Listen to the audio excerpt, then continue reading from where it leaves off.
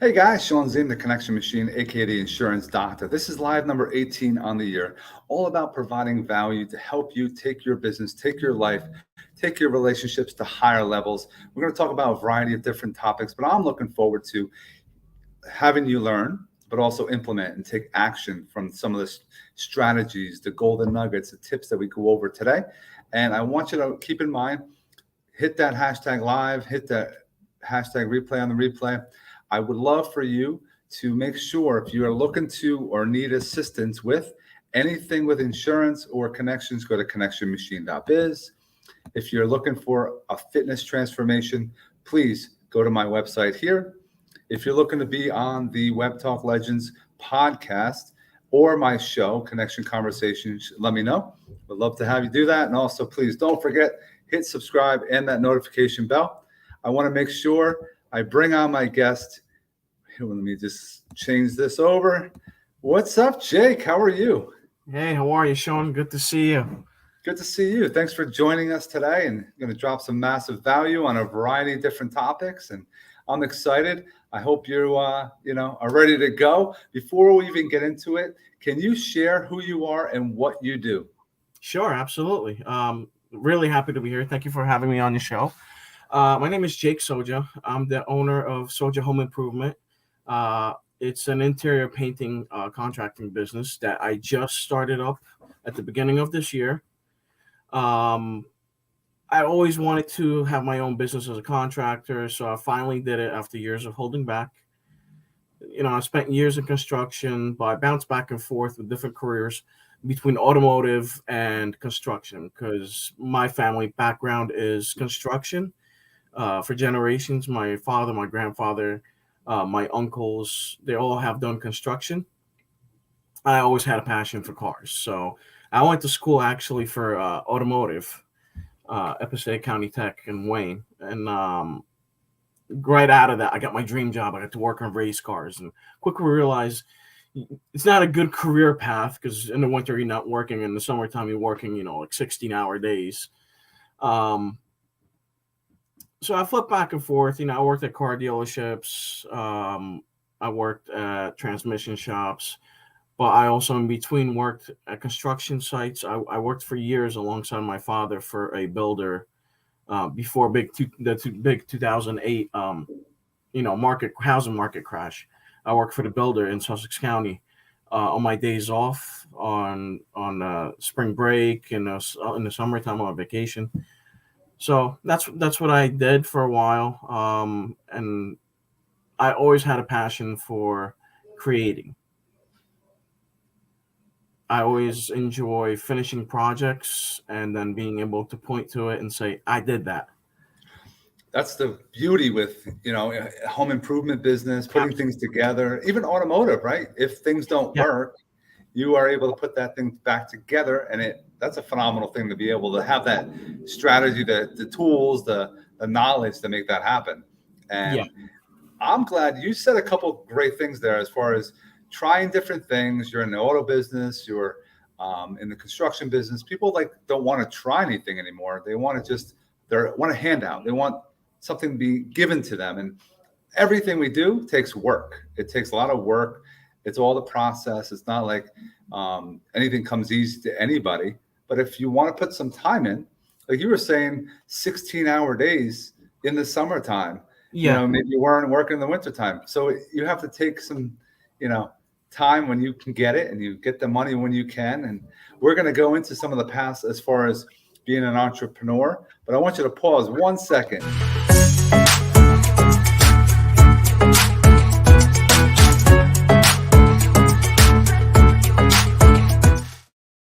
Now, with being an entrepreneur, you have the opportunity to make your schedule. You can do whatever you want to do. You don't have any boss. You can figure out what things you want to take on and what you don't. That's a powerful thing. Now, with the construction and the painting, what are some of the things you're doing right now? Is it more the single family apartments, or some of the people that we could help out there? So I'm all about marketing and branding because I've been taking sales classes. I also have background in in sales. I actually did sales for roofing. So I'm all about marketing and branding, so I'm marketing and branding myself as a residential interior painting contractor, but I'm licensed to be a home improvement contractor, so I can take pretty much any level of um, home improvement that isn't an external trade like plumbing and electrical. I'm not licensed to do that, but if you need to do renovations in the house, absolutely I can take that on.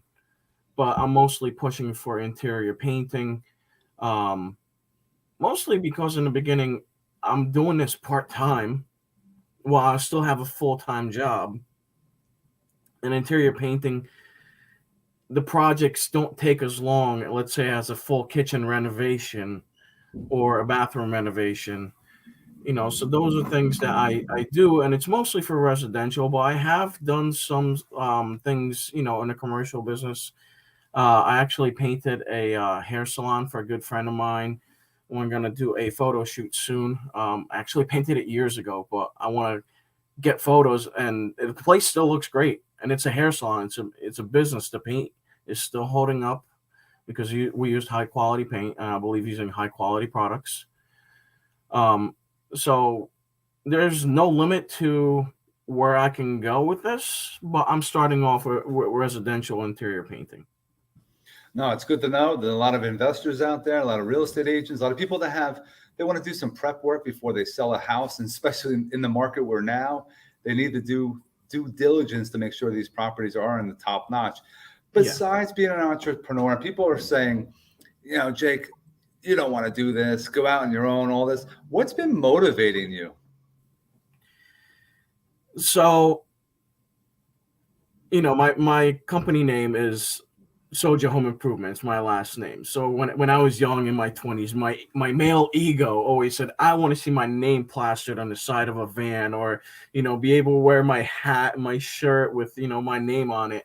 But over the years, as I would like to think I matured, um, starting a family, I have 3 kids. With my regular job that I'm working, I actually work overnight shift, so I sleep during the day, and it kills me missing out the time with the kids, knowing that I'm asleep when I could be playing with them. Even though if I had a regular 9 to 5, I'd be working during that time, but still, I know that I'm missing out on that time. I also have to work on weekends for my regular job, so in the summertime, past couple years have been really tough because I'm getting the videos and the pictures texted to me from my wife that, look what the kids are doing at the pool. And I come to realize I need to be able to control my time. It's not the money. It's being able to control time. That's the most valuable asset. Once you lose the time, you can't get it back.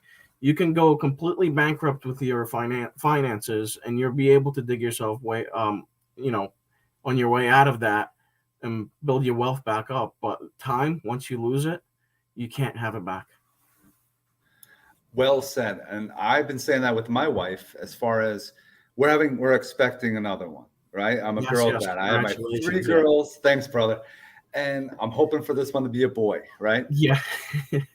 But it's something that I believe, and those dads out there, the first 4 to 5 years with your kids are the most important. And I try to, like you, try to be around my kids as much as I can, no matter what. And the phone is being silenced, and I'm Yeah. in the moment.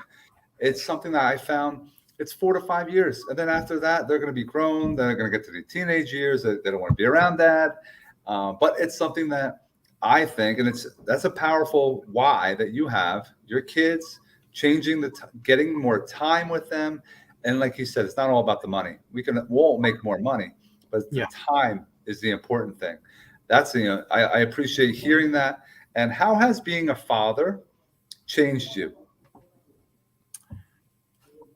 I've definitely become more empathetic. You learn to be more patient, but also just, I feel like I love more.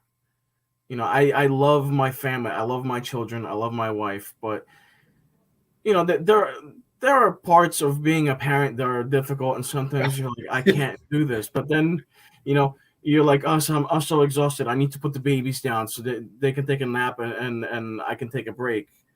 But when you put them down, you go, oh, I missed them. you know, you want to be able to hold them when you do put them down. But when you are holding them, sometimes you're like, I need to get things done.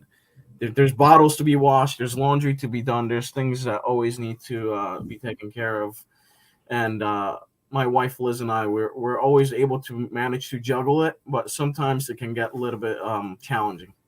Oh, no doubt about it. I mean, and it's great to hear because it's all about being a team. When you're married and you have kids, you're a team.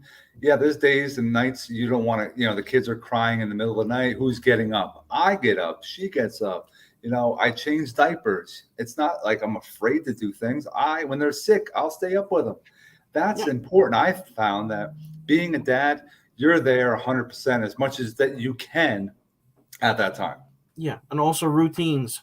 You can set routines, but children will determine what your routine is going to be. There are times where like I said, I work overnight. I come home from work and I immediately go to sleep for a couple of hours so I could get a nap in before my wife goes to work. So then I put my dad hat on and I can take care of the kids. But sometimes I'll come home from work and I see all the bottles. We never washed them before my wife went to bed and I went to work. We never washed them. I'm not going to bed.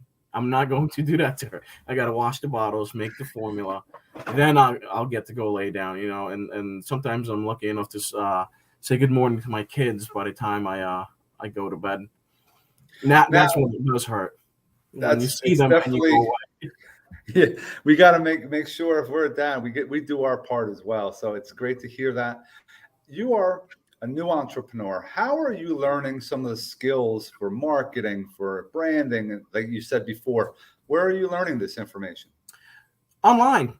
There's a lot of resources available online. I'm one of those people that tend to find one thing they like and they stick to it.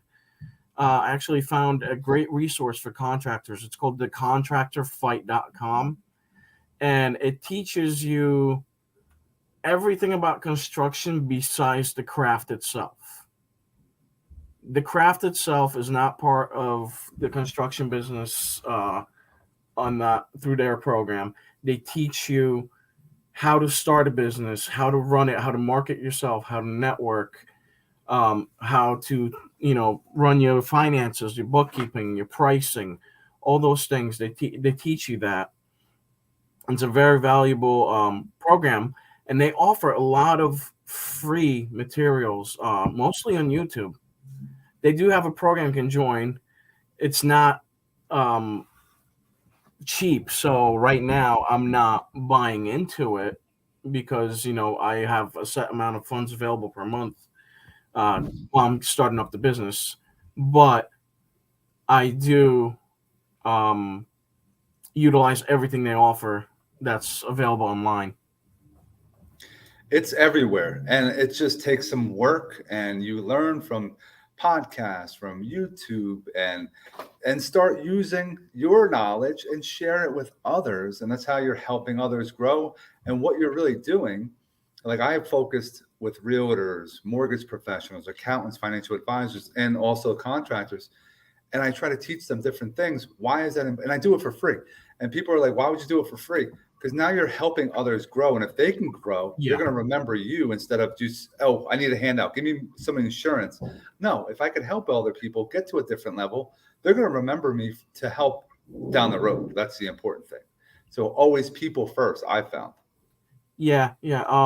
I've learned, through all the various resources, and you being one of them. I have been watching your show since the beginning, and I've learned that you need to connect with people, and not just people in your industry. That makes no sense. Everybody does that. You need to connect with people outside of your industry to be able to extend your reach to people that would never know that you exist in the first place. So I am friends with a lot of business owners that are in completely different industries, photographers, hair salon owners, restaurants, things like that. You get to know these people hairstylists, they always talk, so somebody says, oh my God, my house is in shambles, I need to take care of it. I know a great painter.